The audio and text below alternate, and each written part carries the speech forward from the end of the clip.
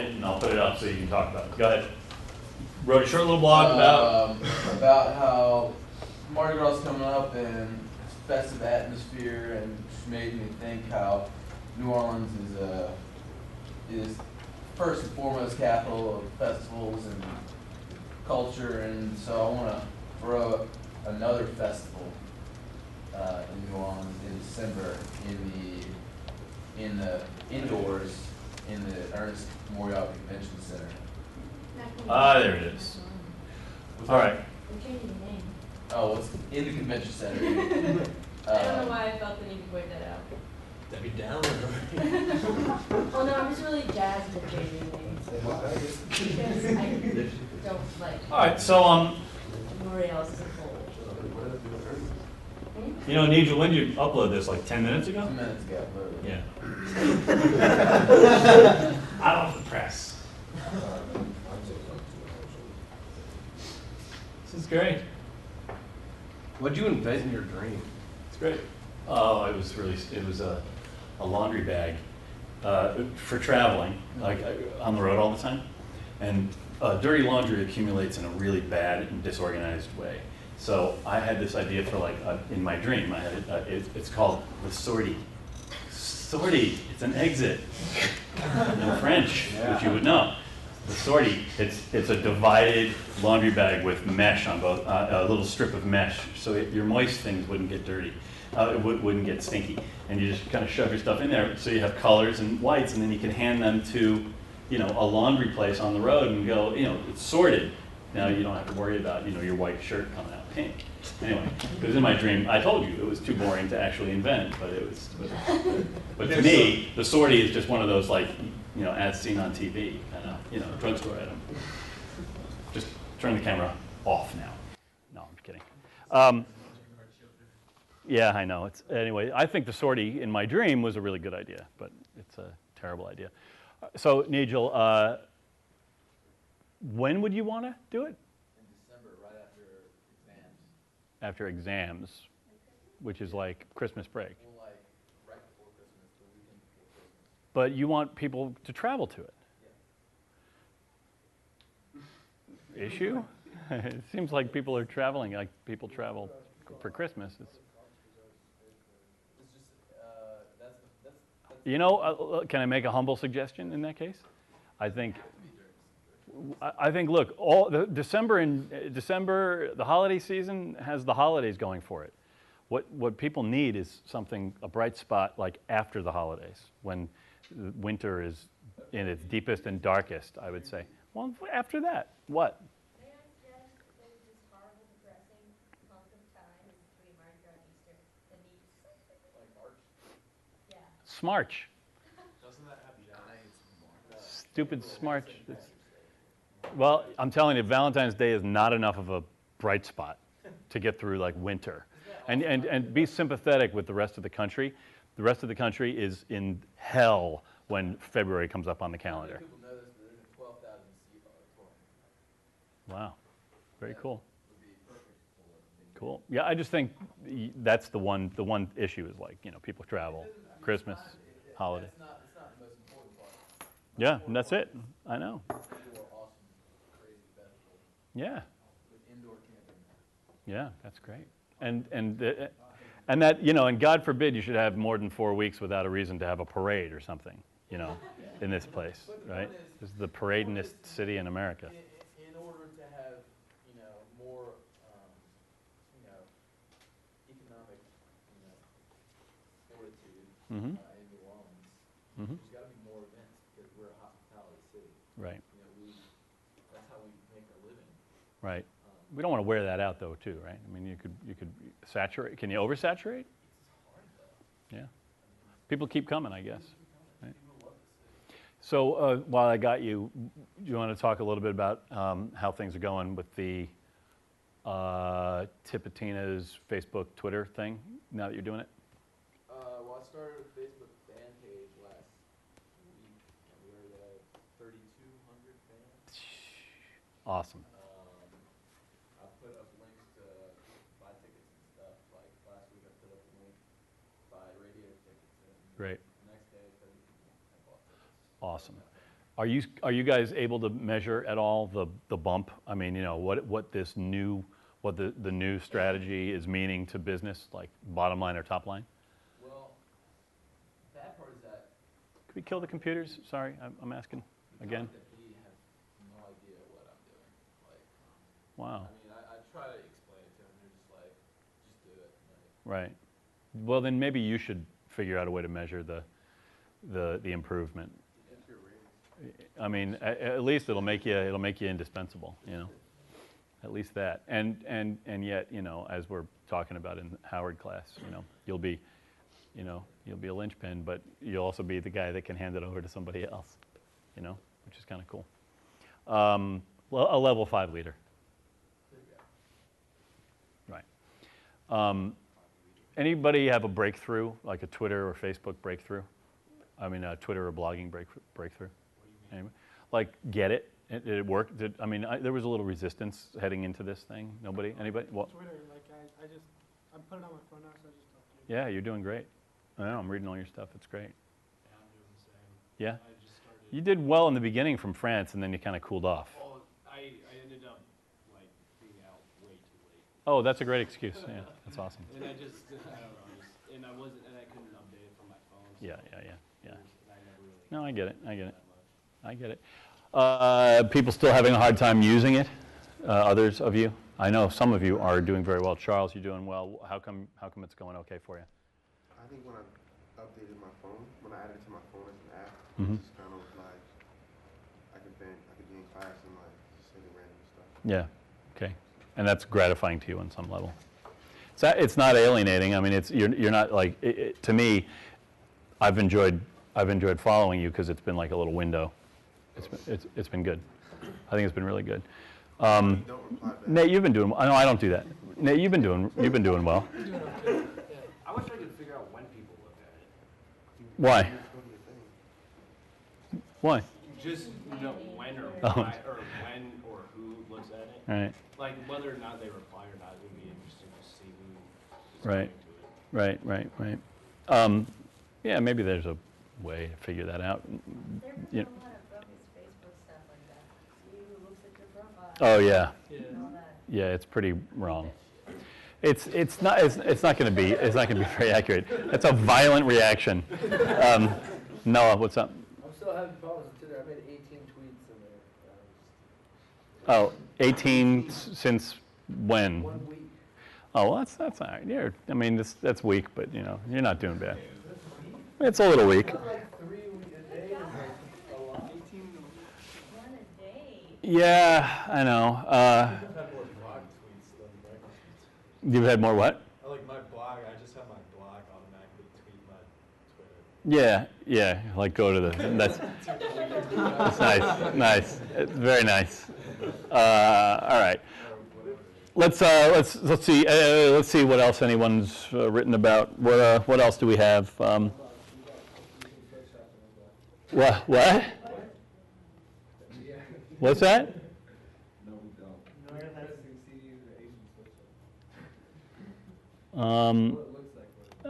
Delia, there you are. Untitled. How do we want to do this? You want me just to like put links to everybody's blogs up on the Blackboard? Would that be handy? I mean, I wish I could just share maybe I could just share my reader feed, that folder. I should be able to do that. Maybe I'll just do that. I'll figure something out. I promise this week I'll gather all that crap. I also uploaded an article from the LA Times today that I think you'll enjoy, which is Ian Rogers turned me on to this 5 non-obvious things you can do to kind of build an audience right now, and it was actually interesting and good, and so I put it up under announcements on the Blackboard page. What? Ian Rogers from Topspin. Enron? Safe bet that it wasn't Enron. You could have guessed. I think they're kind of dead right now. Huh? Enron? Yeah, they're not doing well. All right. If we're not going to talk about anybody's blogs, nobody wants to talk about their stuff. What? Oh, good. Charles, you. Well, my blog, today's blog is not actually up from Why not? Because I was trying to. Nobody replied when I was trying to. I was trying to get some audience feedback, right, on. Oh, about the radio. oh, you're needy. Huh? You're needy. And like nobody hit me back, so I was like, maybe the radio is not what people want to read about. Uh, I want to write about the radio. So, Does anybody read your blog? does anybody read my blog? Well, right, what I'm saying is that my blog is 2 weeks old and no one reads it. No. I put on. People do read my blog. I had it. Oh, you have an established blog. I mean, semi. I didn't mean to be. You're so damn rude. So I have a business circle. exactly. I'm going to put everybody back in a circle. 2 seconds. No, but I put my question on Twitter, and I was trying to get like random. Yeah, dude, you can't wait for people's answers before you I know. before you act. You can't wait for that kind of crap. I mean, but that's what I was doing. I was trying to get I know, but that's what I was doing. That doesn't mean anything. Well, this is my blog from last week, and I still want to write some feedback on it. I like the image. That's good. A heart in a jar. It says Happy Valentine's. It has Happy Valentine's Day. It Yeah. seems like a pretty intense blog. It's not intense. It's Charles's blog is really good. His writing is very. It's all very lonely. Yeah, all the images are like, look at that. Look at that. I mean, I'm crying. It's like a suicide. I'm crying. That's a stairway. That's just a sad stairway with no one on it. It's all just so sad. Wait till you guys see We could Google like sad. Free images that no one wants. Depressing images. Well, actually, Creative Commons license. really helped me get my images by when you Google, like make sure that they have Creative Commons license. Damn, telling you. Thank you. Or you just type nothing in the search bar. Yeah, just go to when you search Google Images for advanced search options, just ask for a Creative Commons license for your stuff. So, all right, where is that blog entry? It's going to be uploaded when? It's here. It's called DOR, Death of Radio. Okay. So what was the premise? What are you talking about? Well, I was in the car like last week, and I actually was enjoying like for the first time in a long time, like the music that was being played. Mhm. And it made me think about, because in New York, like radio is kind of a big deal. Mhm. Like our disc jockeys are really animated, and I remember like loving to listen to the radio and like. Yeah. And I Well, it's funny, when you asked me about it earlier today, I was thinking about, I mean, I said it hadn't happened in a long time, and it was like, I think the last time was probably when I lived in Seattle and listened to KEXP, which, like, when you listen to that station live, you'd be like freaking out. They always played something you wanted to hear. Well, I mean, if you were their audience. But New York, God, WNEW FM when I was a kid was like every disc jockey played. It was a free-form radio station back then. There was no playlist. Everybody played whatever they wanted, and it would be like you couldn't turn off the radio because you were just dying to hear what they played next. It was always really good. I don't know why that doesn't exist. Does that even work anymore? No, I don't think it. Well, I mean, I think it does when it's done. There are certain. Work on satellite only because like I worked for 6 different radio stations and I know. Satellite's still not portable enough. You know, it's Well, it's they not. have the HD radio, the radio station I worked at. They're just now starting their HD ones. Yeah. Where like HD, like it creates like separate channel waves for the same radio station. So the same radio station can be playing like 4 different times. playlists Yeah, yeah. and have like 4 different channels. Well, like WUNO or they do that. They have like that's the NPR station, right? They do like UNO 1, 2, 3, and 4, and 1 is always news, 1 is always classical music, 1 is always jazz, 1 is whatever's live, and But it's like it's kind of impersonal, though. You know what I mean? I feel like when I was thinking about it, and like my memory goes back to like the early '90s, and it's like I remember what was cool was like Public Enemy. You know what I mean? Like they had like a message, and like everybody was like. I remember driving down the street with my mom and like hearing like the bodega blasting like this Public Enemy song, and everybody in the street is vibing to it. Uh-huh. And so I kind of like now when I listen to like 93.3 or 102.9, Mhm. I'm thinking like, is this me? Like what happened to like that that connection Mhm. to like your audience. You know what I mean? Yeah, well, corporate radio, I mean, took It's the, corporate radio. You know, I'm listening to like 97 point. I mean, Hot 97 in New York. For Yeah. instance, you know what I mean? And so, like, but there was a serious editorial voice on Hot 97, you know? Oh, it was. No, there was. I mean, serious voice. It had even in the early 90s, it had a real voice, but that's gone now. I mean, because now it's generally playing what every other station in its genre is playing across the country. There's no like real, it's all automated and yucky. I just wanted a station that. But I think goes what, against the grain. I mean, just so that we're actually speaking about something on topic. I mean, that's the point. Like it's one size fits all radio. You can't have one size fits all marketing. You can't have a one size fits all message. It all has to be personal. But think about when it worked, right? When Hot 97 worked in New York, right? Or when WNAW worked for me when I was a kid growing up. It was because they were so individual that I was able to feel like it was for me. Even though they were broadcasting, they were literally broadcasting, right? They were broadcasting something that was fairly niche, you know, that was fairly niche. I had to decide whether I was going to say niche or niche, and I said niche, which is just so fucked up. But it was like they were exclusive, right? It wasn't for everybody. They were willing to exclude people. So it made it so that they could attract a lot of people because they were speaking in a real voice, and that's kind of the message of all this crap. Is like you got to go back to an editorial voice, like to a real human persona, a human energy, something that people can look at and relate to because it's standing in one place. It can be found by other people, and that's the issue. That's what we're trying to get at with all the stuff we're doing right now in here. Is like, and did anybody not post a blog post tonight? For tonight? Like in the midst of one. We're going, but it's imminent, right? Right. Like seriously? I didn't have time to start working until this afternoon. I didn't want Okay. to hurry up and like post it. Okay, all right. I'm still working on it. I understand, but you know, Yeah, it's coming. okay. I posted one. Why'd you say no? You had your hand up for no. I didn't say. Oh, all right. Well,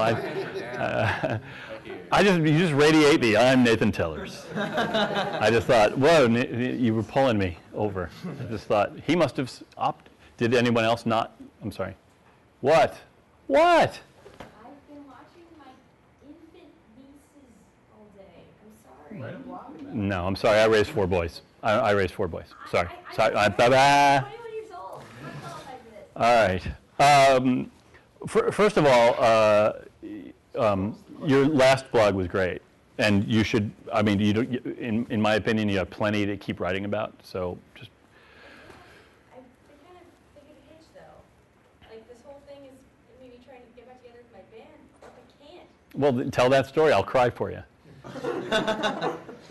And then I'm 10 times more likely to hear whatever solo thing you end up doing after that. Never. I'm just saying, whatever you end up doing. If you never do music again, but you decide that you're going to write stories, I'd probably be much more likely to read your stories or to buy your friggin' homemade jewelry or whatever if I gave a damn about you. So you got to make me give a damn about you. Like I was saying this in the last class, which you missed.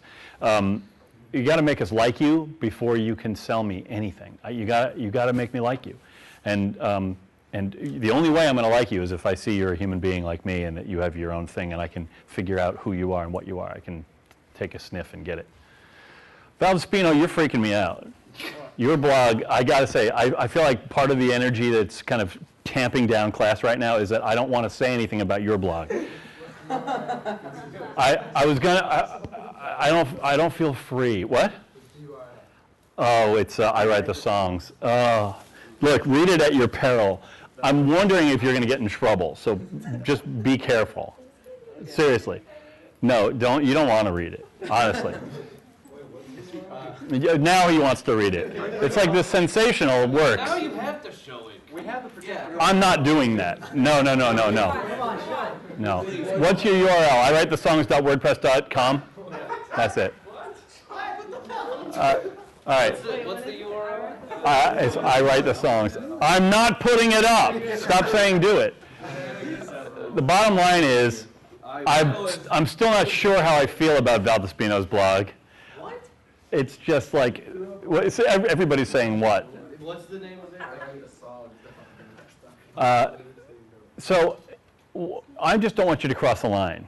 Just don't cross a line. I just read the headline. Which I think it's too late, frankly.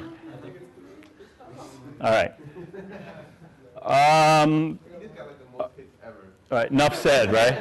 Enough said. Yes, Zach. I don't know, I kind of dig my blog and like. Yeah, I do too, actually. I want to get to it. Yeah, I want to go there.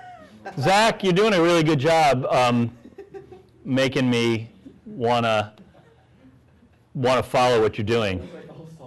Here you are.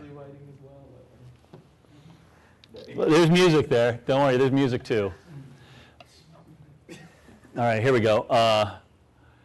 This is Zach's blog. He's actually doing a really good job of telling the story of this, like, it's basically of a business, which I really like. Here.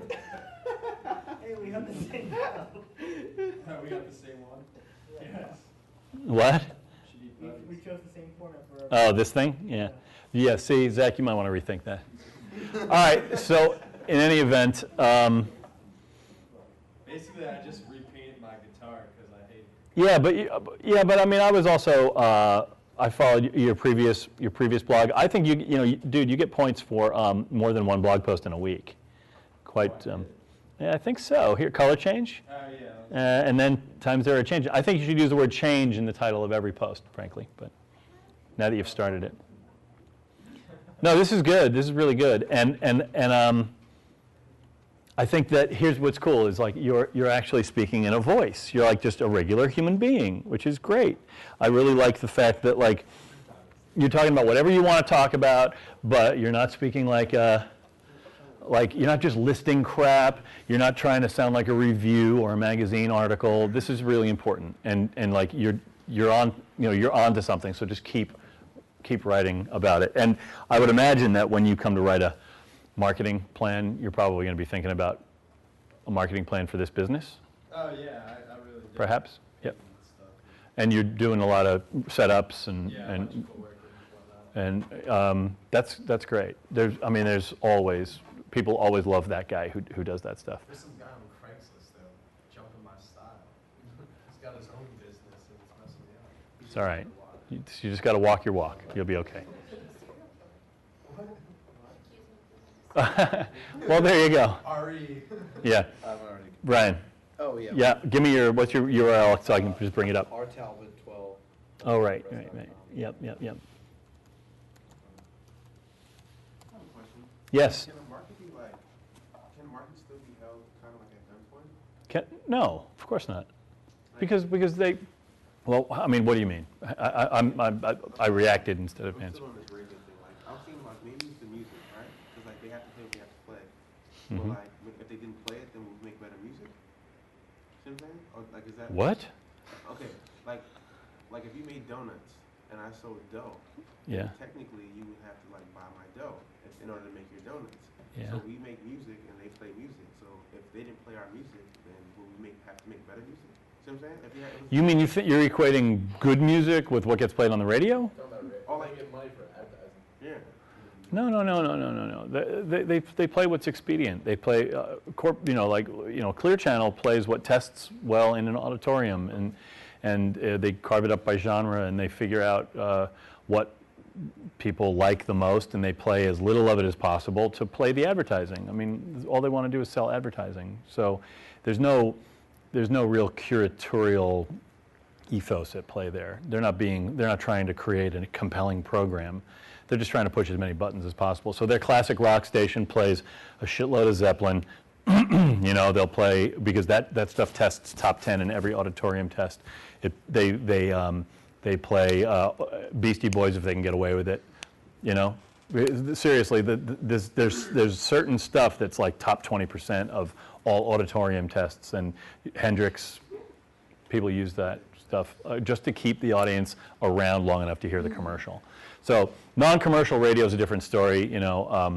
Satellite radio is a different story. But anyway, Ryan, you want to talk about this? Yeah, okay, so for this particular blog post, I didn't really have to travel too far in the world of prog, because this particular band, Abigail's Ghost, is where I'm basically from in South Louisiana. That's where they were.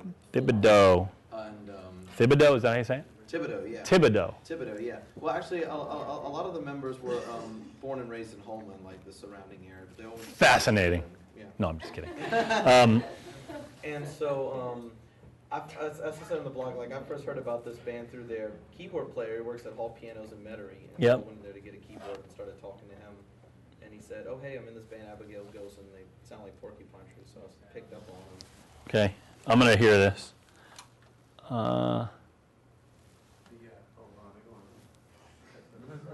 See, I want to hear the prog, man.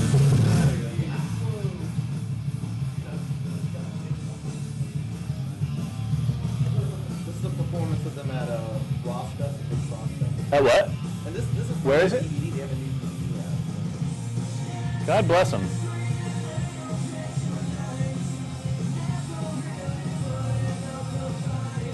Where is this film? This is from the Ross Fest. It's like a Oh. Ross Festival. And from this performance, they made it. Got the double keyboard thing. Yeah. Right on. I said that's the guy that I met. I'm friends with. All right. Are you in Bob's class? So you're embedding video Yeah, and embedding videos. good. That's great. That's great. Good going. You are a man possessed. That will totally sell. Well, you know what's great though is that he commented on the person I'm friends with, the keyboard player. He commented on the first blog post I did, the introduction. Oh, good. And then once he saw that I was writing an article about them guys, he immediately like emailed it to all his friends and put it on Facebook and said, "You have to subscribe to this now." Yeah, that's great, and that's exactly it's what's good about commenting on blogs that are relevant to you. Mm-hmm. You know, it's that you actually touch. You know, you get in touch with the blogger, and there's a dialogue, and you guys just knock down all the barriers. It's great, and when you're a blogger and somebody does that, look at that. Like look at that immediate kind of viral spidering of the. Like, you know, I scratch your back and you scratch mine. You know what Yeah. I mean? Like kind of helping each other out. Exactly. Well, it's called symbiosis. You know, it's like it's an ecosystem, as Howard would say. Sorry, wait. There was something. Did you had one weird question? How do you know who goes to your blog? Well, you can install Google Analytics on the back end of a WordPress blog, and and you learn all kinds of interesting stuff there. Zach? I want to do my blog. Yeah, I'm going to do it now. What's the URL again? Stonewheel keeps turning. Is that? Keeps rolling. Keeps rolling. Yeah. Sorry.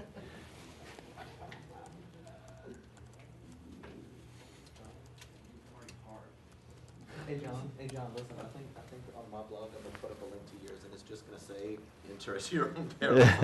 Not even explain it like. All right. So this is cool. Let's see. So Zach, talk us through it. All right. So first of all, I wanted to give up like a little update. Like I'm talking to I talked to Maddie Rufus about doing something with her this week Yep. for my blog. So Cool. We'll see.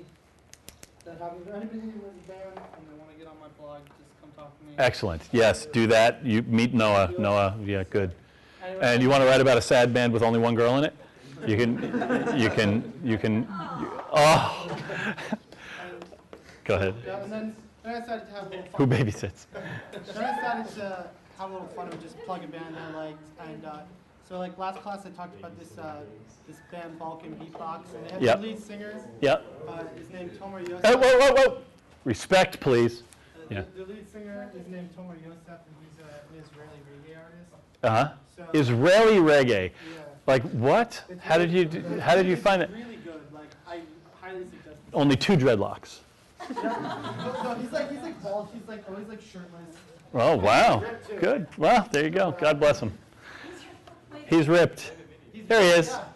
Ha Trampolina. Here we are. Ha Trampolina. So did they sing in Israeli? In Hebrew? It's called Hebrew. Israeli?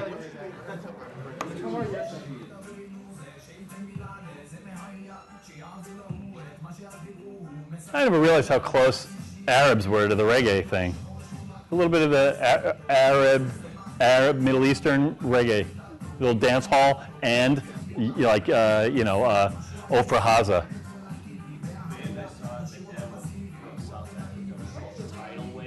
Yeah. I talked to this guy who's been to Midem for 31 years. Yeah. He said it was the best live performance at Midem he's ever seen. Wow. It was so awesome. All right, I've had enough personally. You good? I've been listening to this guy for a while, but like, Whoa. What are the comments? Well, first of all, you can comment on his blog, but what are your comments? Sorry, what were you saying? He understood like what they were saying. I know a little Hebrew. I'm not, but like I went to Israel recently and I found this CD, the Hashem Polina CD. Yeah. So I bought it. Is that who? Eugene Hutz. Who's No, it's not Eugene? Eugene The Hutz. man of Global Bordello. Oh, That's not him, I don't think. no. Looks like him. Just because they're red haired. Yeah. There's another artist that he collaborates with on the CD. And then there's another video below it. It's an animated one. Cool. Zach, do you know, Oh, this is good. Israeli artist Aviv Giffen? You ever heard of him before? I've heard of him because with the, he has a project with the Porcupine Tree lead singer called Blackfield, so that's why I just had wondered if you ever heard of him, because he's from Israel originally, still lives there. Let's see what happens here at the end.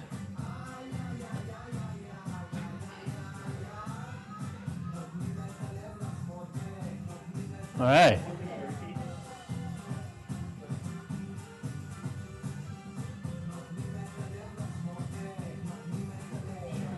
All right. What are they wearing?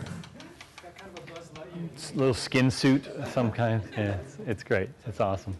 That's great. That's a great blog entry, and it totally does what you need to do. You know, you're writing in a voice about stuff that has caught your attention. You're actually making a compelling case for it, and you make me want to click the link. It makes me want to pay attention. So And it's great. Oh, there's there's more? a MySpace. I couldn't figure out how to make the link. I'm still working on it. Oh, what? Where? Right there. So there's MySpace. Oh, here. I give the web address. Oh, you can do that. That's easy. In the post, on the dashboard, you can highlight it, and there's a little chain with a globe behind it, and you click that little symbol, and it will give you a form to fill in the URL. It's pretty straightforward. Just gaze at the little toolbar a little harder. It's there. I could show it to you, but. All right, that's cool, Zach. And your tweets are going very well, honestly. I'm enjoying following you. It's really good. Who else? Anybody else? Yeah, Noah? Me and Clay both have blog posts. Oh, I'm so happy. I have two URL? DirtyBourbonRiverShow.wordpress. Oh, right. It's all those words? Yeah, it is, right?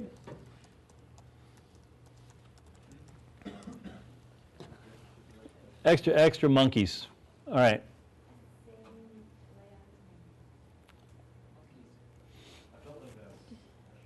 This is good. I like you did that. I like that you have this this little call out for assistance. Clay did it? Yeah. Good. That's great. This is great. Yeah, that's really good. I'm glad you're doing that. That's really cool.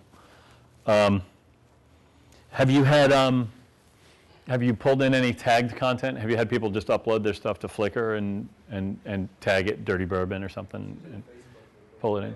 Okay, so you're just going to do it that by uploading to Facebook. All right, that's cool. I've never seen the ghost of Old Dirty Bastard eating French fries, but those Dirty Bourbon guys, they're just wacky. That's the thing. You never know what they're going to see. They're crazy, I swear. What? Yeah. Yeah, there's a video down there. Can I watch a little bit? Yeah, the video. This is you guys, right? And Noah, this is you.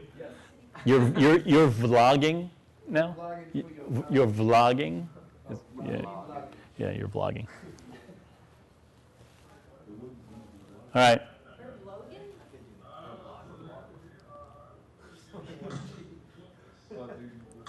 What are we doing here? Oh, we're putting together the CD. When's it going to be released? February 5th. New grass opening? p.m. Dirty River, 11. After party with Woody Soul Brass Band. Make sure that you guys stick around there. Will be nasty. It's good. I like the Chiron effects. And yeah, anything else, buddy? Free. Ah, nice. Very nice. Very nice. Where'd you get all the crazy effects? Comic book effects? You did. What do you mean? I did it. You did what? You found a button that you pushed to make that happen, or did you do it? That's all. I did it on the iMovie. There's a button. Oh, that's very funny. I haven't seen that cheesy effect ever before, which is great, because usually cheesy effects you see a lot, and that one I've never seen. That's great. That makes it much less cheesy, I think. Much less cheesy. Do we have a third post on You, on Friday, next Friday. last Friday? This one. Yeah, I saw this one. We talked about this last time. Oh, wait, you left. That's right, you left class. Yes, I know. I'm just saying, it's not my fault that you didn't know I saw it, but I saw it. First of all, I see all of it. It comes up in my reader, but that's great. Anyone else? Anyone else? Talk. Why not me? I just posted mine. What? What do you mean probably not you? I said, yeah, might as well. Okay, so Steve, what's your, Boy, Dan. oh, that's right. I just started it. This is it? Yeah. It doesn't look like you just started it. Yeah, I know, but it doesn't look like it. It's good. Those are manly men. A little bit about decoy. All right, so listen, this is the thing.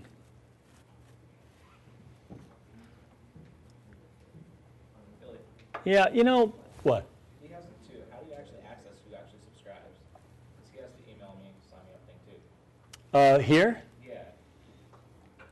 Email subscription. All it does is like when you sign up, it sends an email when you post something new, but how do you as the blogger actually know how many subscribers you have? The dashboard? The dashboard will read, yeah, the WordPress dashboard will give you a number of I subscribers. haven't set up any of the links or any of that stuff, because I wanted, Okay. we're going to try it. This is great. I want you to do this. This is really good. I'll sign up right this minute. Look at that. Oh, it didn't take it because I'll kind of let Loy know. So because my mouse isn't working, there we are. Sign me up, baby. I'll know all about the Roxine in Des Moines. Not really, it's just about decoy. Okay, good. No, that's better. This is great. All right, well, I would just be careful that you don't get into like biography speak, press. Well, that was just like. I understand. I know, you did that. Yeah.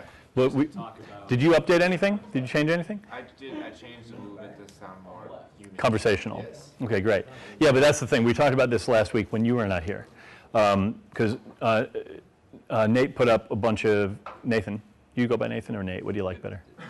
Nathan. So Nathan put up, like basically just put the bio up, and I read it and it was cool, but it's totally unremarkable if it's just the bio as it's written for, It's the first opening post. But what my point What it is, says is it in the beginning of that describes what this blog is dedicated for and the purpose of it. And Yep. stuff. Yeah. And then it just talks about the info, background of the band, and then it's going to go from there. Yep, that's fine. All I'm trying to say is that the rules for even news releases or press releases are different now. So that really there's no place for the standard bio anymore, because now everyone's your audience. The editor at the newspaper or the publicist who has to read this thing needs to be, if not grabbed by the lapels, then at least spoken to like a human being. That's basically it. Anyone else? Alex, your stuff's been good. Yeah, I want to see yours. Alex, doing a good job. What? What was that? What? Do you have a blog? Alex, what's yours? Speak No Evil Management. Speak No Evil Management.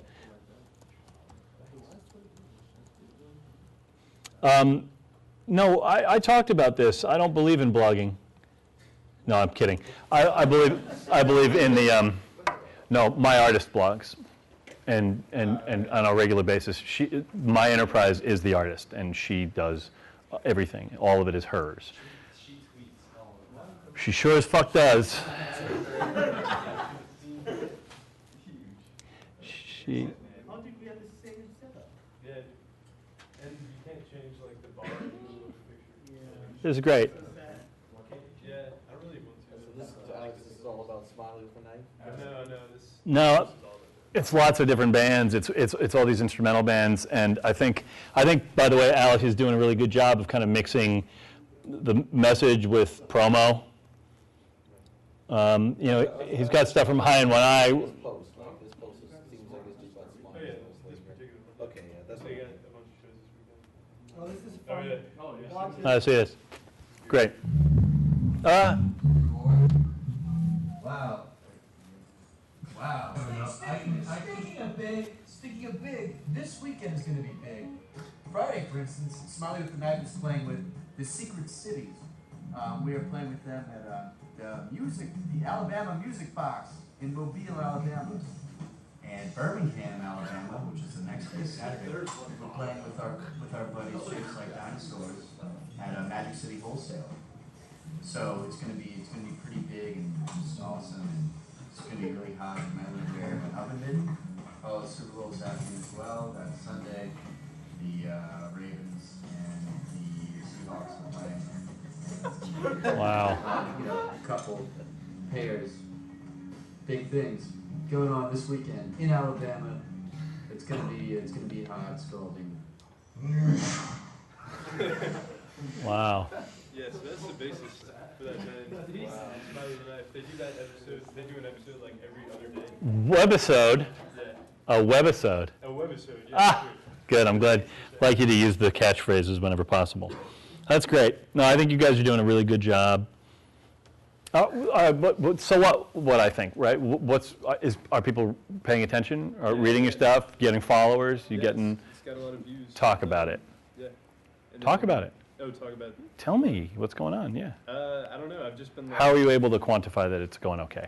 I mean, I just look at like the stats, but like. Good. That counts. Yeah, it's like steady, like every day. Like when I make a post, it's like 20 or 30, and then like Great. a couple days after, it's like. Do you tweet the fact that you Yeah, I posted tweet something it, new and then I send it to the bands, and they tweet it and put it on their Facebook and stuff. So. do they have mailing lists, email lists? They do, but they're What? not very extensive, so They it's sh- kinda, Everything should be email. it's hard to get email lists. I don't know. The email list. What do you mean it's hard? Like at a show, if you're a band, like. Yeah, but what you need to, first of all, you gotta collect email Yeah. I mean, really, you guys are hoping to get this management thing going, right? You need a market. Yeah.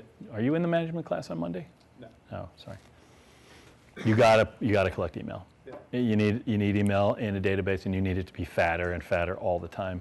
And if you need to do email for content, that's easy to do, and I can help you do that. But you've got to get email. You need people to talk to. You need people whose permission you have to talk to them. Right? Anything you can do to gather email and to put it into one of those email software programs that I was recommending. MailChimp or whatever. iContact. God bless you. What's a good way to get email addresses? Get email addresses? How about a discount on a drink or a free admission in exchange for an email, or send me your email and you get a twofer. Yes? If you're playing at like a club, Mhm. you're gonna have to convince those people to give these people discounts on drinks. Oh, no. He's talking about Tipitinas. I was suggesting Tipitinas. No, you, as a performing artist who wants to get an email, could anything from like record the show to get a recording of tonight's show. Just give us your go to this web address and type in your email, and download an MP3 of the gig, or give us your email address and we'll send out guest list spots from time to time, or twofers. You can do twofers. A lot of clubs, especially clubs, like encourage you to do that kind of promo. You can also tell people, I mean, you can make a policy of always uploading your gigs and providing access to those recordings for email only. So sometimes that works. All right. What else? It's 7:20. I'm glad we got to cover this. I think what I'm going to do when we get back, if I can make it work, is I'm going to have a little marketing meeting with somebody I work with. And I wanted you guys to be able to be here for it. If that's okay. I'll do it via Skype. We'll do a little video conference thing. And what we're trying to do is put together the early stages of a plan for Kristen's year this year. We have a lot of stuff happening. Penguin is putting out a book that she wrote in the fall. She has a new record that's coming out. We're releasing that record as a book in the UK and Europe, not as a record. We're releasing a book through HarperCollins that's going to be like a hardbound 50 or 60 glossy pages of images, lyrics, and essays that she's been doing. And then in the back will be download codes for lossless and MP3 version of the record. And it'll be password access to an online kind of world of the record where we distribute Pro Tools stems, we host remixes. We've got over 200 remixes of people who took her crap and made and did remixes with it. Comments, live interaction, all this kind of crap that will be there. If you buy the book, you own the book, then you have a key to that site, which is kind of cool. A lot of exclusive, a lot of outtakes, all this bonus crap that you get if you buy this beautiful book. And the beautiful book is basically a souvenir of the music anyway, just like the CD is basically a souvenir of the music. It's just something to hold in your hand or to share with other people. So we're doing this weird thing, and we're going to be covering some of that, and we're going to be covering a web redesign as well. So I'm going to be talking to this guy, the designer behind Cash Music, which is this nonprofit that we started a while ago, cashmusic.org. His name is Jesse Von Doom. He's just a hot shit programmer and my partner in managing Kristen's stuff. Teddy, what? What are you doing? Just finishing. All right. You're such a bad liar. All right, let's break, and I'll see if I can make this work. And if not, we'll start to cover Made to Stick. But I want to try to do this thing. Are you guys okay with that? Does that seem good? Yeah? Sure. Okay. Just trying to... 15 minutes? No, I can't. All right, well, that's just as well. That's fine. Why don't I... All right, so this is... You can't see my class either, but they're all here. And this is Jesse Von Doom from Cash Music. They all say hey. Nice. Hey, do we have an agenda for this call? I started making one, but no, I don't. I was trying to type with one hand and the baby. It wasn't good. Yeah, Jesse has a new baby, a very new baby. That my wife is her godmother, and she's a beautiful little baby, but very loud and fussy. But unlike Sarah, Jesse can still get things done with a baby. But anyway, I'm on Sarah's side.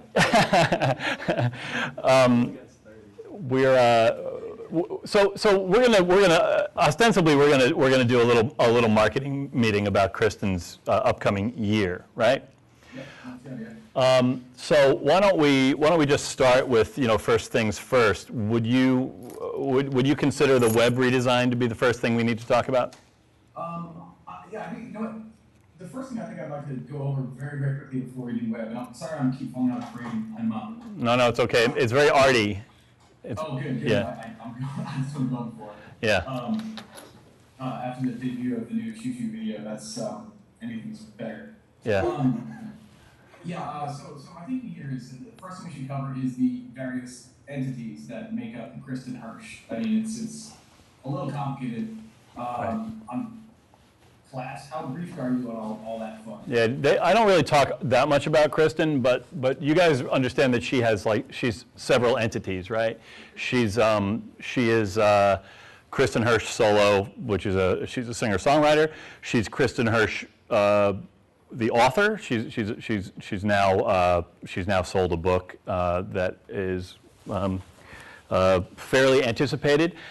She has a band that was the start of everything, which is Throwing Muses, which is an ongoing concern. Throwing Muses started in 1984 and 85 when she was 14 years old, and they continue. And 50 Foot Wave is her punk rock trio. And we kind of manage all of those things at the same time. And the one thing to throw into that too is the book stuff also goes hand in hand with a bit of an art show, which is still Kristen's solo, but it's slightly different. It's not right. It's not quite as easy just to plop her down on the street corner with a hat. Right. There's a live performance aspect to her writing, which is a multimedia show that she does in art spaces and museums around. She does festivals like the Sydney Festival last year, the Edinburgh Fringe. She stands there in a theater with projections behind her, solo with a guitar, and she'll tell stories, she'll read written stories and perform songs. She kind of intersperse the material with songs. And it's kind of one of those things where you cry and you laugh, and at the end you go, wow, that was really intense, and then it's over.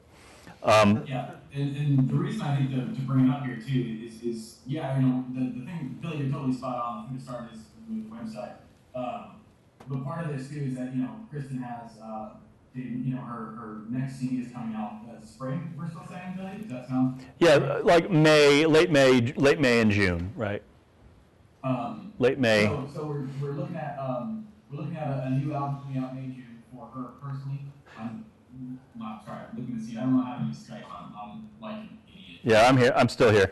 The reason that we're talking about May or June, by the way, is even though we have a completely finished record, the master of which is in my bag, is that because we're doing something new in Europe, this idea of this book that I described to you, publishers move very, very slowly. So we're going to have this beautiful art object that we're going to be able to sell over there as the record in lieu of selling a CD or vinyl over there. We're going to be importing CDs and vinyl from here, and we'll be importing those books from over there to here. And so we had to kind of put the brakes on the record, on the CDs and vinyl, in terms of the commercial product, waiting for the publishers to catch up. So they're going to need till the end of May, early June to get the book ready. Okay? So we get that? We're all on the same page? Okay, great. Jesse, you can keep going. Yeah. Can you see? I can see you. That's all I can see.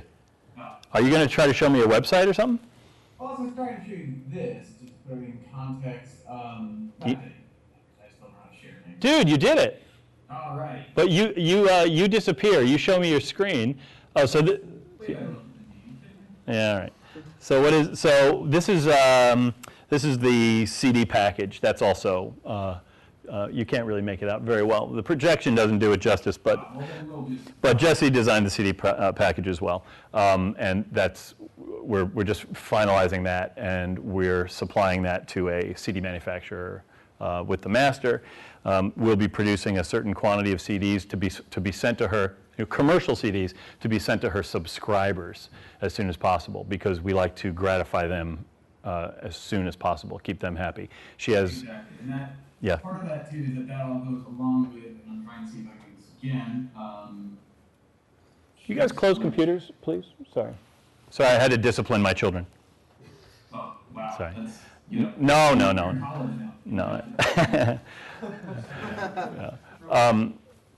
All right, just because, if this turns out to be terrible and boring, we'll get rid of it. Oh, look at that. He's showing us, this is Kristen's Cash Music site. So for the last 2 years, she's been uploading a series of songs, Series 1, Series 2. Every month, she uploads a brand new studio track. In return, first of all, people get this stuff free. The songs come free of charge, completely.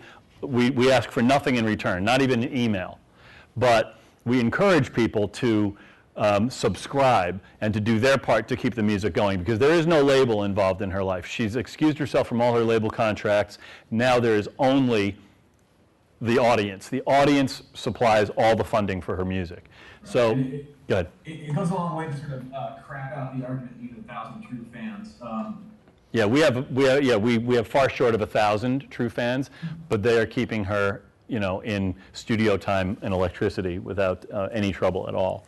Yeah, it's very interesting. You also see that part of the thing, and I don't want to diverge down my annoyance with the 1,000 true fans crap, but part of it too is that this has been Kristen's been directly supported with the subscribers, and that's the reason I pulled this up, to start showing the brand continuity from site to packaging to whatever else, and also to show where the subscribers are. But she's also supported directly through these contributions. I don't know if it highlights or not. Yeah.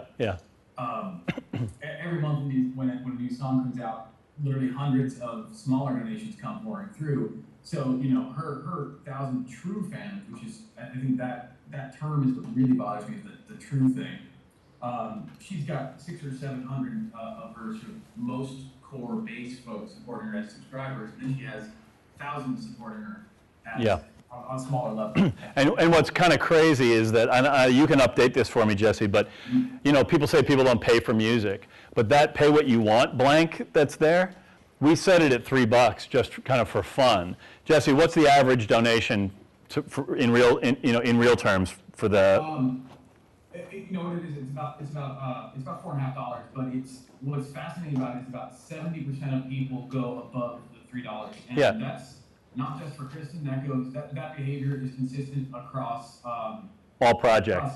Anything we've done where we've had this sort of donate box. If you give people the option and say, it starts at 0, pay whatever you want, you get a lot of zeros. But when you say $3, put it in the blank, people give you 5.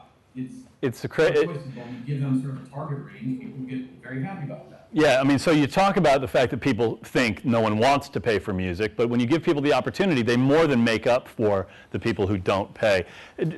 Jesse, you want to show the main page at Cash just to go over projects that are there, or do you want to display any of that? You can, that's fine. But anyway, you see that people. It's a bit of a sidetrack. Well, okay, then it's okay. We don't have to. I was just doing it for information's sake, but. Yeah. So we'll do some with Cash later or some other time. Yeah. Or whatever. So Cash Music hosts projects for many bands and private and public. Yes. So wait, music's free and then you ask for a donation, or is it? Music's free. Donation is optional. Yep. You set the donation at $3. We set the blank at $3. Okay. Just to see how people feel. They can change it to anything. They can change it to. We've had people play with the figure too to see what is accepted. Like people have punched in 27 cents, 17 cents. People have messed around with it a lot. But in the end, people are really into it. My favorite of all time was one person put in 13 payments in a row going down by 10 cents until they found the absolute bottom, which is 7 cents. Yeah. It won't go through at 7 cents, is that right? At 6 cents, we're basically like, whatever, dude, just don't worry about it. Yeah. Yeah. Right, exactly. So, all right, so now we've addressed this idea, like we have all these entities that we need to market, right? And we need to be able to tie all these threads together into some kind of rope, right? Make something of this. And so right now we have this idea that we have so many entities, we can't mix messages. We have to keep our audience interested and aware of what's going on. So anyway, Jesse, where do you want to head from here? Well, I think now we should start talking about, Kristen's current site. She's got, for what presences that actually kind of matter for Kristen. You've got the Cash page where she's basically releasing, this is kind of the first place that new music hits, I guess you'd say. Right. There's her own site which mirrors the Cash stuff in terms of content. Yeah, content, but also has, the daily photo blog and more random blogs and just lots of other stuff. Right. You've got her Twitter account, which is vital, but you don't really need to personalize or customize that. You've got her Facebook account, sort of the same thing, and the Facebook is really just a dumb mirror of the Twitter. Right. And then what we're talking about is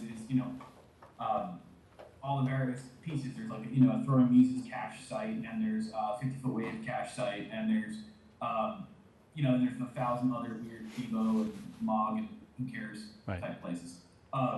So I think the idea of what we're trying to do is we have multiple entities. There's 4 entities we're trying to create separate Dickinson plans for. We're also trying to get Kristen's web brands to work the same way, where they're separate and cohesive. So we're now just starting to, you know, over the next week or so, we're finalizing Kristen's new homepage. And it's going to try and keep as much stylistically from this, from the upcoming album, from all the pieces that we know are floating around over the next year, look correct, but also sort of directly address the idea of who are these entities. You know, you have Kristen as an artist, you have her band Throwing Muses, you have her band 50 Foot Wave. You know, to really confuse matters, she's the primary songwriter everywhere. But the things are all very different. So that's kind of the challenge at hand, I'd say. Right, right.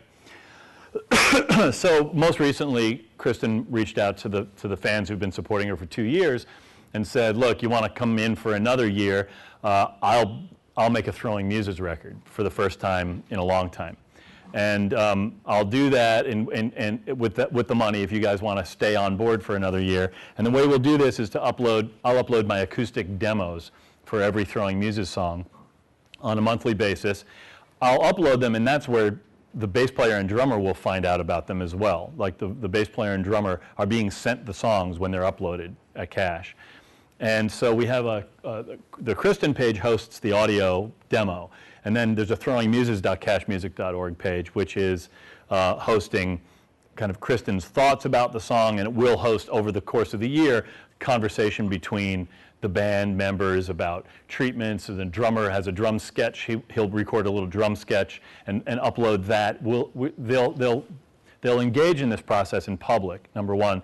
Number two, the people who download the demos on a monthly basis. I mean, right now, KEXP in Seattle, did you know that KEXP is playing the shit out of that demo?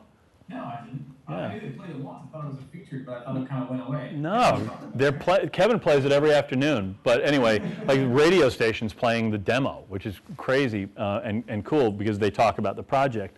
And the project, just because she kind of changed the crux, it's not just a song a month, it's like a demo a month for a work in progress. It really energized the program, you know, the project to a really great extent. Jesse, do you have anything to contribute to that line of conversation? Not really. I mean, it's an interesting thing to see in real time, and it's kind of I think it's kind of an experiment for us as well. We're not really sure exactly what's going to happen. So we call her subscribers Strange Angels, and what we did when this came, that's a name of one of her records, Strange Angels, but we called subscribers Strange Angels. We offered them this opportunity to subscribe. And would you click on that Strange Angels link, Jess, just so I can show them what's offered? So you can subscribe for $30 a quarter. You know, you get free tickets to any gig you want to go to. You get the new CDs the minute they're manufactured ahead of street date. And you get access to a really media-rich page of rarities and demos and exclusive stuff that nobody else gets.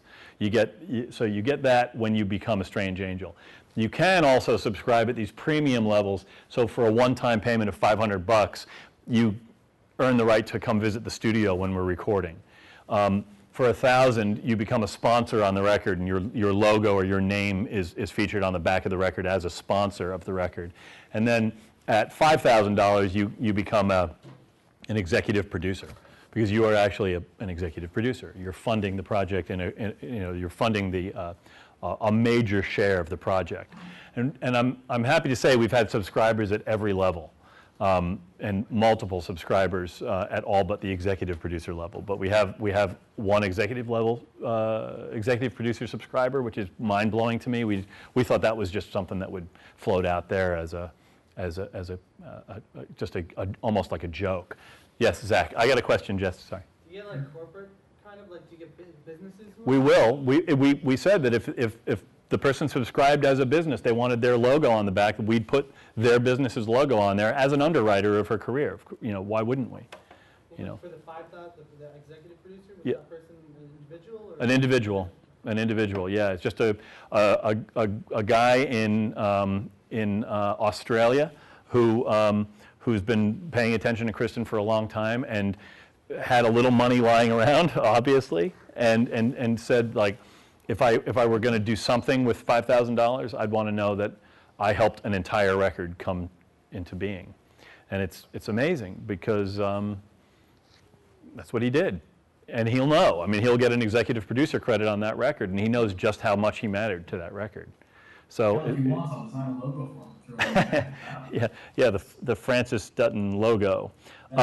So what did you bring up now? What's this? This is actually the subscriber page, just to show folks.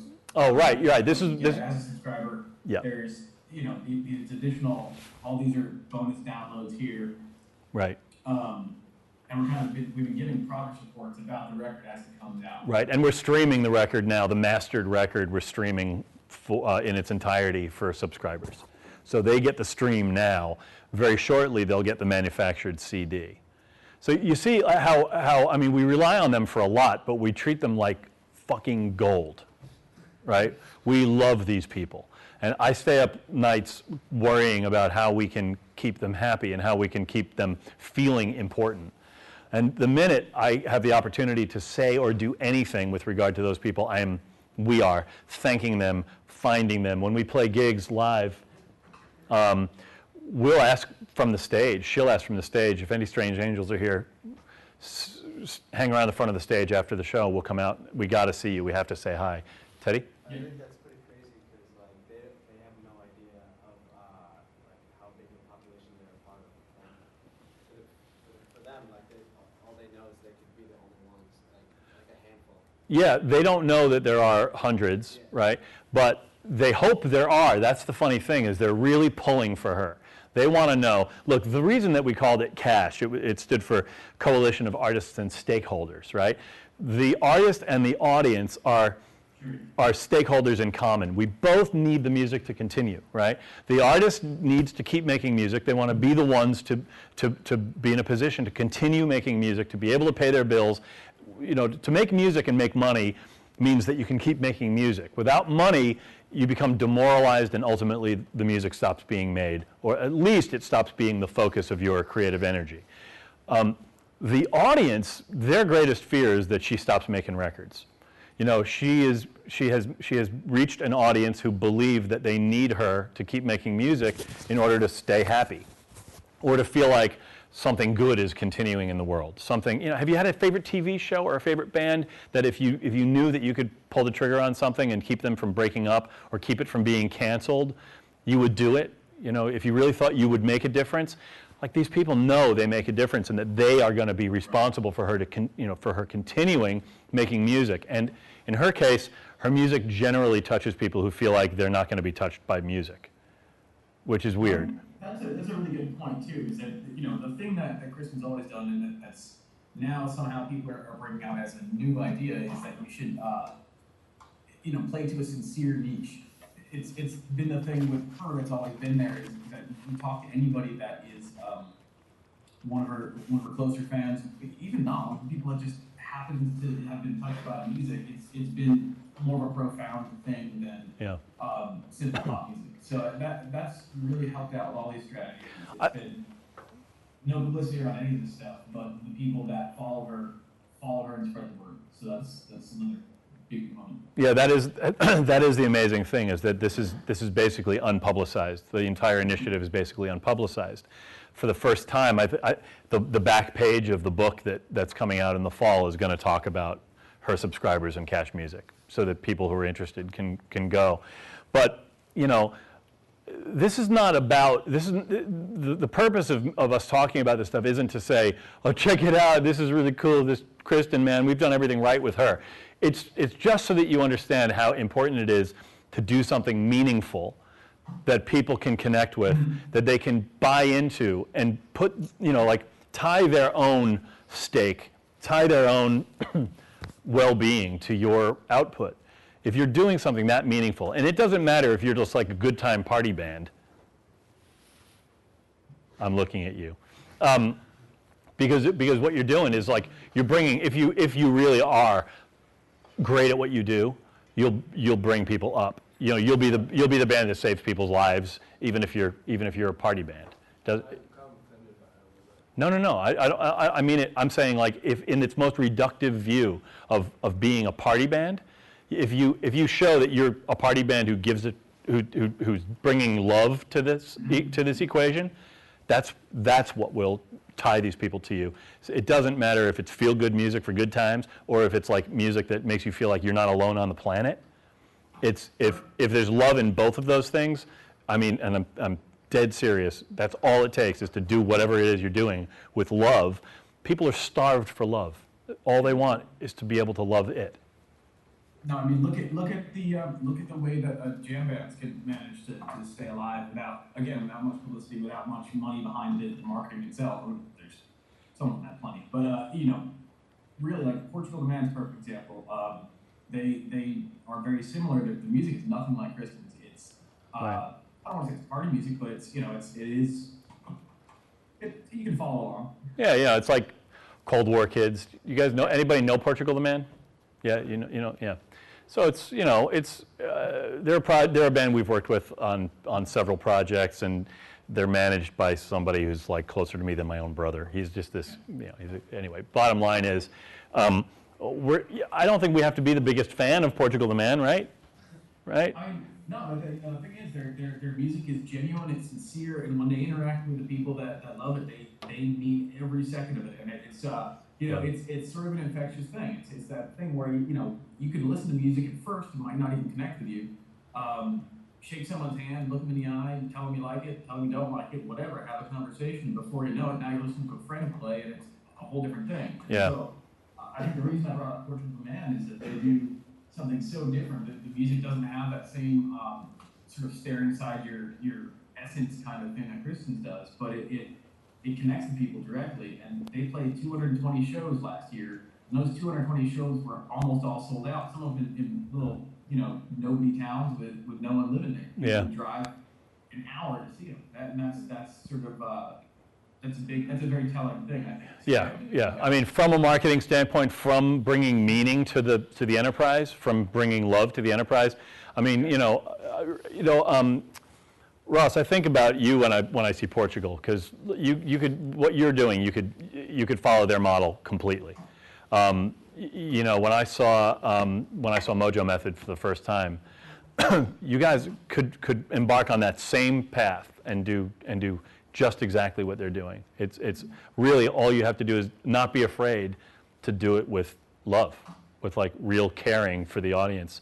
You can continue doing whatever the hell kind of music you want, as long as you can communicate that sincerity and that affection and that appreciation for their time, for their energy, for their listening. You can develop a market. You know, it's there, and it's there for anybody. It's there for any enterprise. But I mean, we talk about bands because that's what we do. We talk about bands. All right, so Jesse, just to carry on, yeah, with the line here, we have like a marketing plan that we are just now kind of shaving into, you know, kind of carving into something, right? So what's next? What are we talking about? Yeah, so the next thing I think is to bring up the idea of Kristen's homepage, and the reason Kristen's homepage needs work, and it's not that the current one is bad. It's not. It's really that it doesn't serve so much as an index of her creative world, which is what it sort of needs to do. That's right. Here's the thing. Can I interrupt for 1 second? This page was created intentionally to be stark and like a very sort of like kind of a magazine layout where you could just get to anything you want. We wanted utilitarian. We wanted everything on one homepage. And now I hate this more than I hate poison. I hate this page so much. I can't wait to see it not there. But what I realized, what made me start hating it, was that I realized when her book comes out, she's going to get a lot of press, and there's going to be a lot of people reading about her as a musician, and it will be very natural for people to Google Kristen Hirsch. And when they do, her site is the top result by far. And when they see it, what do I want them to see? Well, that's not what I want them to see. Certainly not anymore. I need them to see something that isn't noisy, that is easy to understand, that is easy to explore her various creative outlets that is going to kind of direct people to what's special. Why, I don't want them to show up at a homepage and just go, what the hell? All right, I guess there's a big picture there. That's weird. I don't know that changes every day, even though it does. I don't get what this thing is. That's weird, the map of dots. And I could get her Twitter by going to her Twitter. Why do I need her Twitter? You know what I mean? And then all these links, these 2 tiers of links, like these are categories at WordPress, but the way this template, this theme works, we're forced into this 2-tiered like navigation thing. So we have a whole bunch of crap. Tour dates, strange angels, that's like the subscribers. That doesn't really describe what the hell it is. Contact links, music, and merch is like, it makes me tired and it makes me feel embarrassed and sad. I do So, want to say, go ahead. There's one really big thing about this though, and this is, I want to be clear that I didn't do this page, and I'm saying that because I want to brag for a minute on Billy's part. He's right. When you Google Kristen Hirsch, her page is the first thing that comes up by a lot. And you want to talk about a general band strategy that nobody has been doing enough, and that's making sure that your artist's page is the first thing that comes up when it's when you send out a Google. It's vital because what you want to do is you want to be able to control your own message. That's what we're trying to do with this effort. That's what we're trying to say. And right now, sure, if the page isn't right, if it's not saying the stuff, if it's not going to be capturing the attention of new people, then the message needs to change, which is really what we're doing. We're saying we're making these changes Right. to get that message home. And just to scroll down a little bit, you can see what we were trying to do is get the Twitter, get her photo blog in one place, put her her monthly song there, so we have a player where you can play the monthly song, whatever song is up that month plays there. Her writing, she always writes essays and stuff, and then she writes notes about the song that she uploads each month. So we tried to just kind of push it all into one place, and so that you never had to go anywhere but that. You never had to click through unless you wanted to. Anyway, bottom line is we're sick of it, and Jesse is in the midst of helping us do a redesign that we hope will be much more useful to the person who gets her as a top result in a Google search. So, I mean, if you want to talk about, the really high points of what we're trying to do online here, too, is, all right, so say somebody grabs a book. It's a printed book. Obviously, there's no links on it. So, they grab the book, and I mean links as nothing to click. It might say kristenhirsch.com, it might not, but we want to make sure they see the book, they hold the book, they like the book, whatever it is about it that makes them do it. It could be a record, it could be whatever. But when they grab it and they search for Kristen, they find kristenhirsch.com. That should be the first thing. When they find it, from there, they should be able to easily say, okay, well, I see that Kristen Hirsch is a musician. I see 50 Foot Wave, and I see Throwing Muses. I see all the sort of component parts that make up her creative world. Now I can explore, or I cannot. If they choose not to explore, that's fine. But we want to make sure that if there is any curiosity, it gets fulfilled instantly and abundantly. Right, so, right. I mean, that's really, I think, the first thing to think about. So it's all about making sure that this can be the first stop. And, this is beyond even my self-centered world of, running cash and Chris and stuff there. That has nothing to do with it. This is her as an artist. Right. She has to control that first step and let people go from there. That's really cool. Right. I'd like people to be able to see that I'd like them to be able to see her writing, on that homepage, right? And we're talking about this live, you and me, right now. I mean, we haven't spoken about this really explicitly. But I would like people to be able to see her writing live. I'd like people to be able to see the Kristen with an I thing. I'd like them to be able to drop their email in right away if they want to, right? I don't know.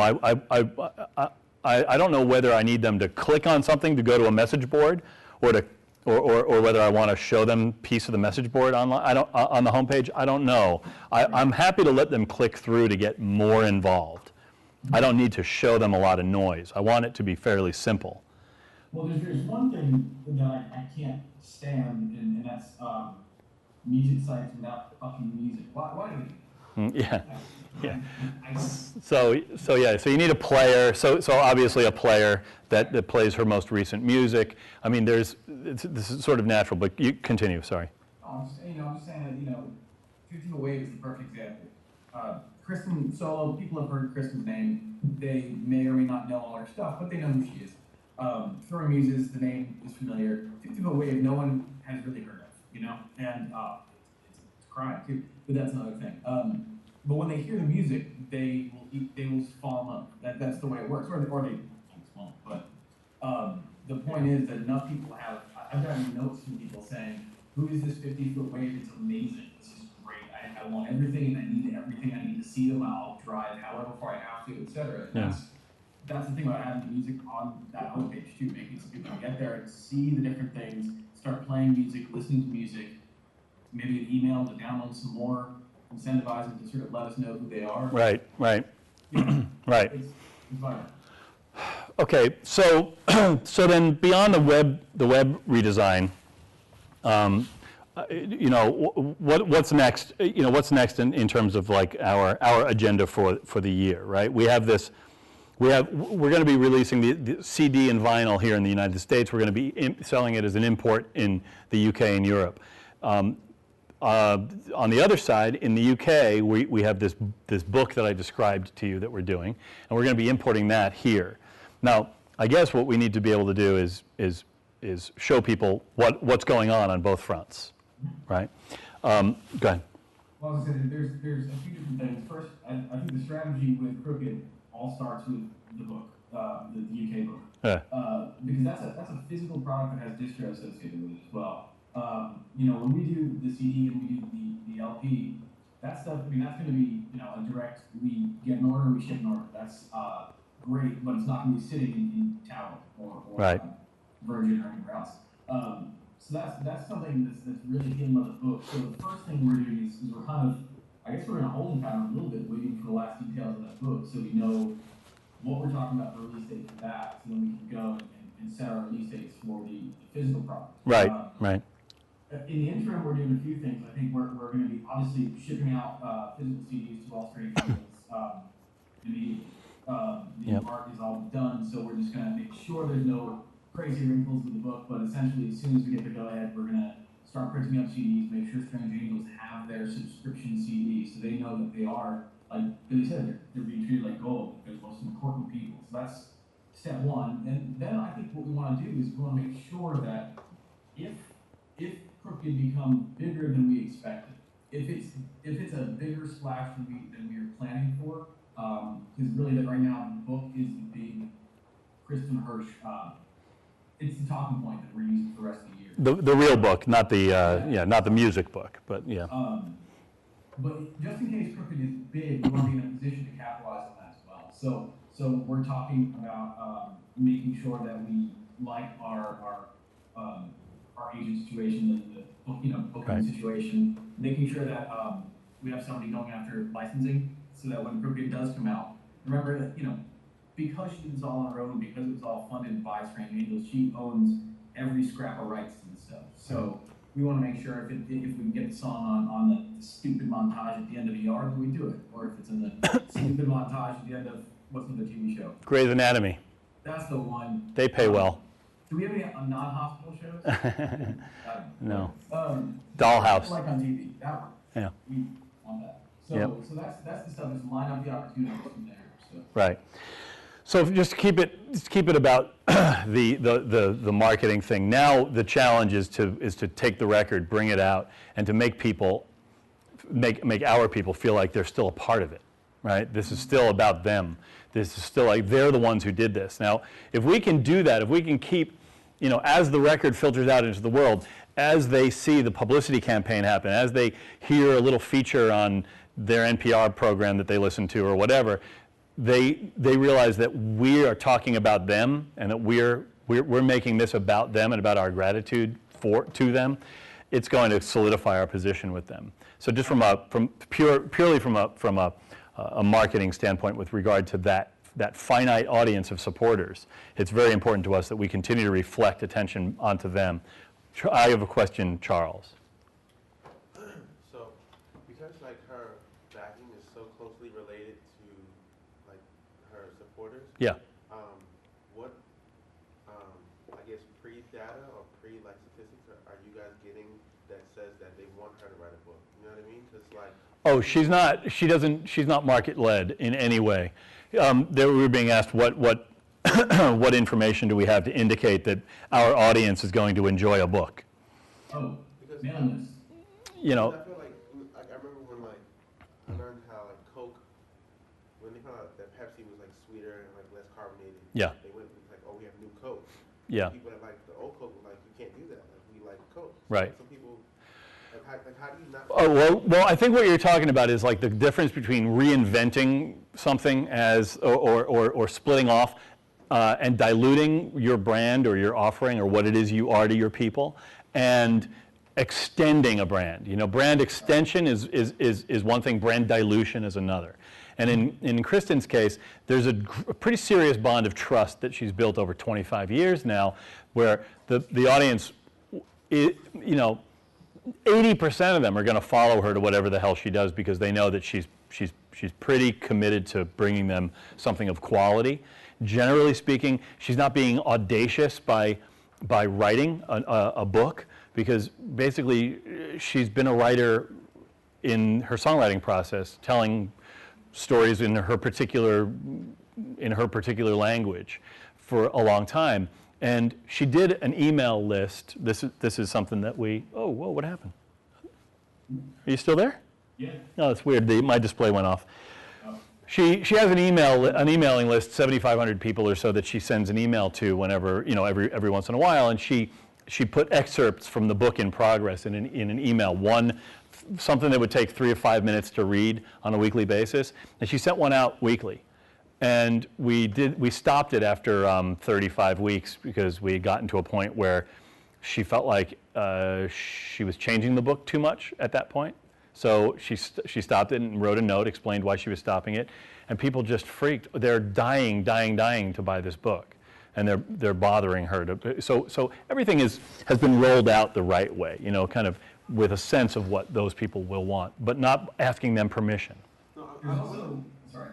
Sorry, Charles, go ahead. I just was asking, like, because I would be thinking that, like, I don't want to lose the people that just enjoy Christian, the artist, you know what I mean? As opposed to, like, because some people get frightened by, like, new things. Like, when you put up a new, like, with Facebook, I know that I hated Facebook when they started doing all this, like, honesty box and all this other shit. It's like, I just want to talk to my friends, you know what I mean? So it's like, it just wasn't what I was used to. So I Right. was asking, like, the long-term and foresight. Honestly, I don't think we don't really we don't come from that standpoint.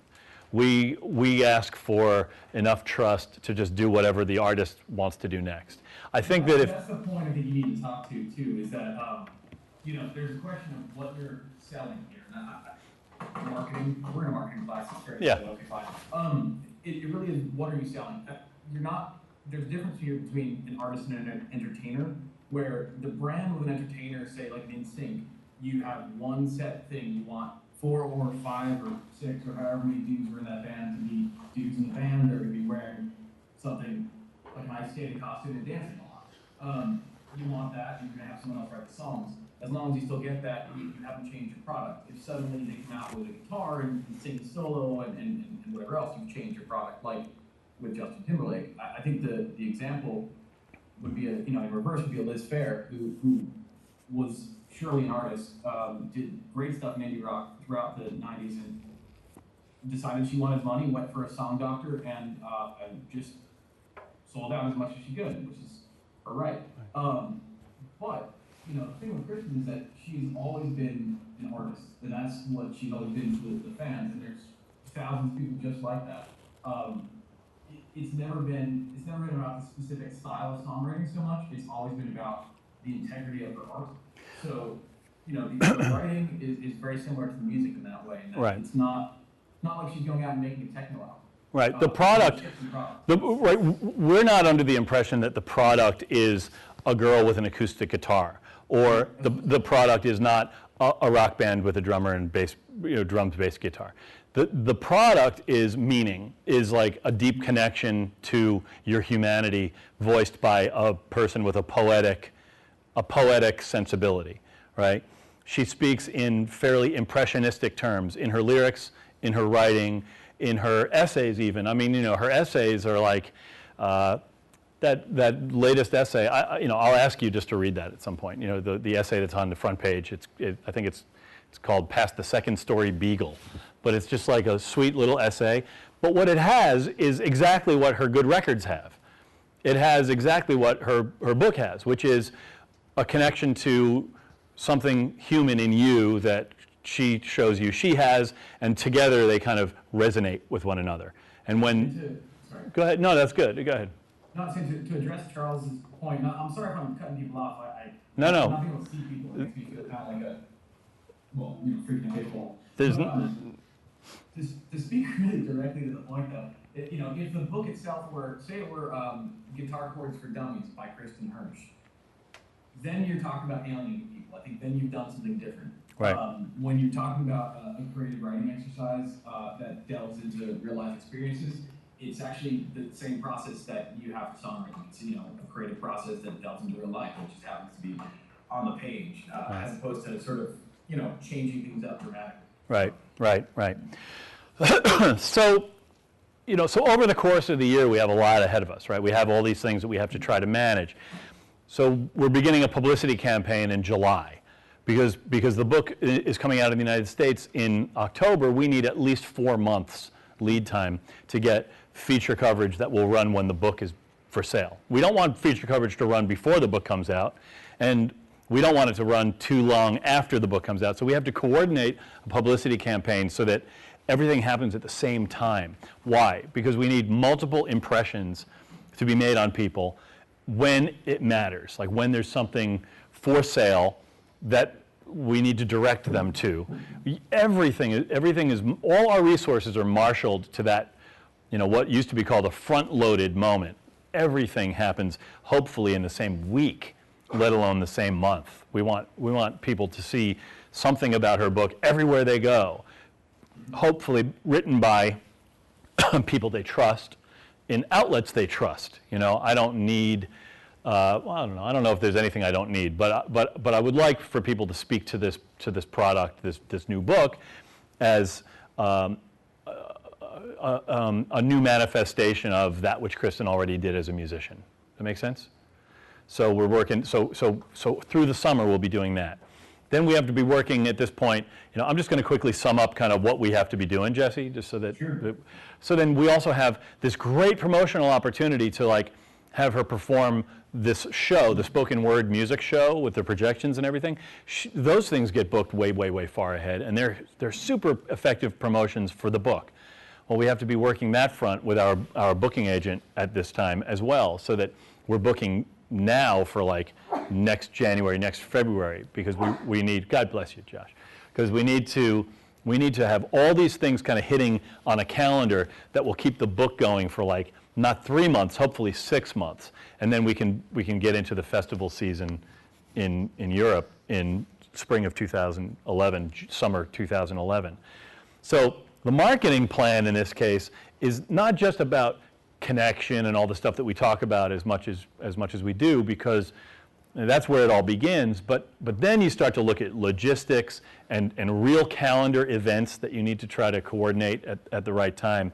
And a lot of that is going to come up in our marketing plan project. When you guys are looking not only to build connection and to create a market that cares about your product or your service or whatever the hell it is, your enterprise, let's say, you also then have to tie it together with some logical, clear-thinking execution, plan for execution, so that once people love you, once people give a damn about you, they can also put their money down, because in the end, that's what it's about.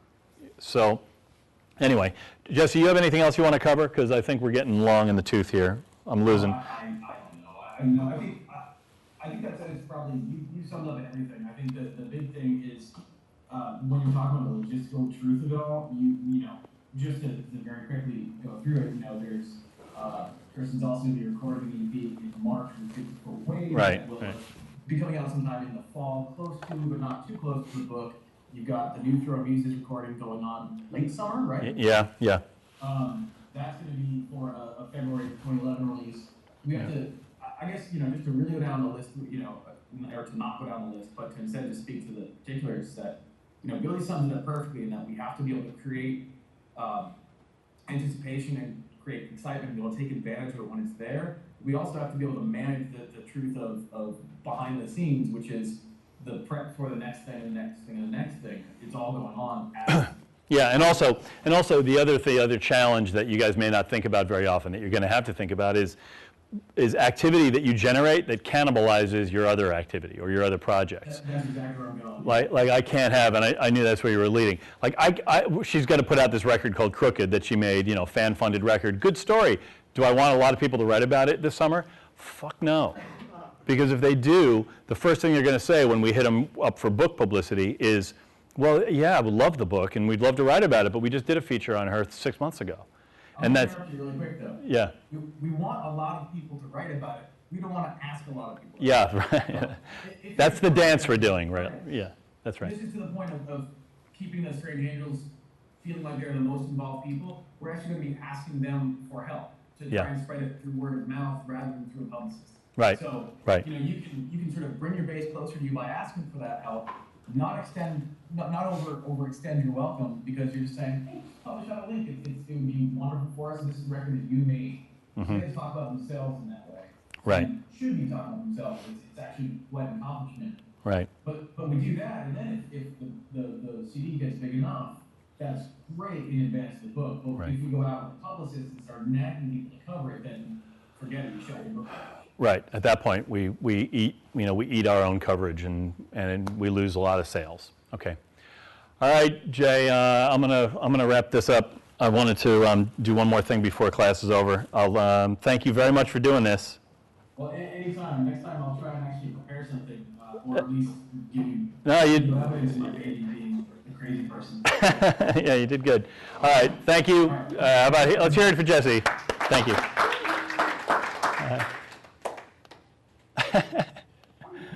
Yeah. All right. So listen, I hope that was in some way informative. It was meant to be.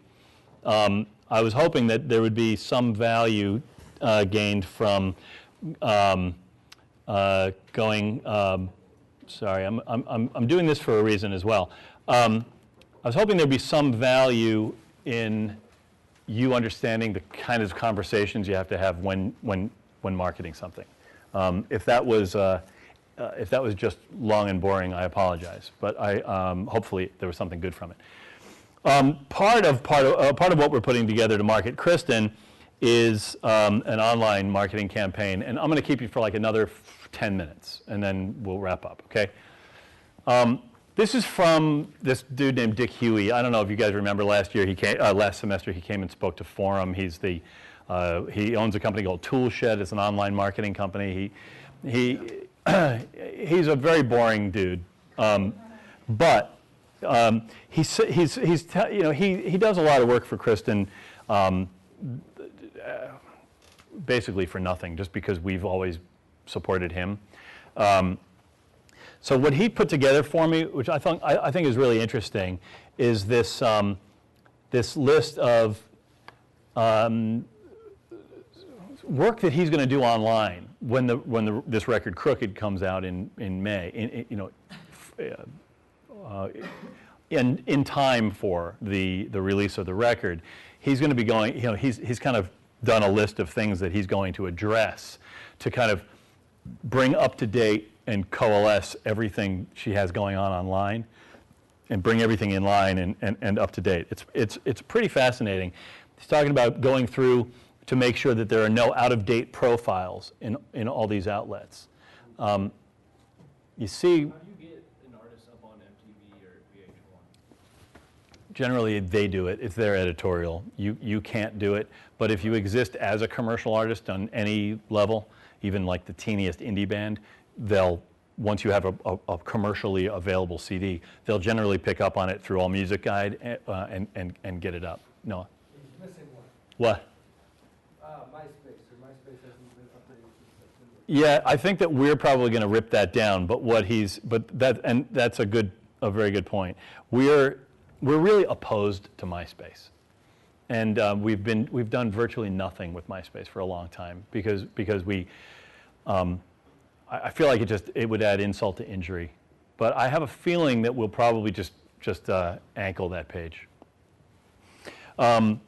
But good move, by the way. I mean, good catch. I really appreciate that. Why are you opposed to MySpace? Terms of service, their politics, the horrible, offensive noise that you subject the viewer to when they show up to connect with your music and find out where you're playing. They got to see like the dancing people with mortgage problems or some shit. I don't know what. I hate it. I hate it. But you can see all the work here. I mean, obviously, you're gonna, they'll be working for us, going into all these places and doing this stuff. But this is not anything that you couldn't do for yourself if you were doing 10, 15 minutes of self-marketing every day. The places that you can establish your own profiles, like Last.fm, Amy Street, even iTunes. You get stuff uploaded through TuneCore to all these outlets, and you can go manage your profiles. Social networks, Last.fm, I Like, MySpace, Bebo, YouTube. I'm willing to share all these links with you guys if that would be helpful to you, because I just want you to be able to do it for yourselves. And then performance opportunities as well. Pitchfork TV, Spinner, Babel Music, Fuel TV, all these. See, MySpace transmissions. I think we're willing to use them, but we don't want to really play. But I mean, this list is just unbelievable, right? And so I just wanted to kind of make that available to you guys as just to give you some perspective on marketing a music enterprise. Just before we blow out of here, if you did not upload a blog today, please upload it by noon tomorrow. All right. It is basically your attendance. I want to make sure that I get a blog from everybody. 300 words minimum. The other thing is next week we're one of the there's going to be a permission. My 1 hour will be a permission marketing lecture. So please be done with that book by then. Even if you get it today, you'll get what? Next week, please, permission marketing. Just let's close the book on that book. It's a foundational element to the class, and I wanted to make sure it's done. Yes, of course. Okay, that's it. You guys are good. Thank you.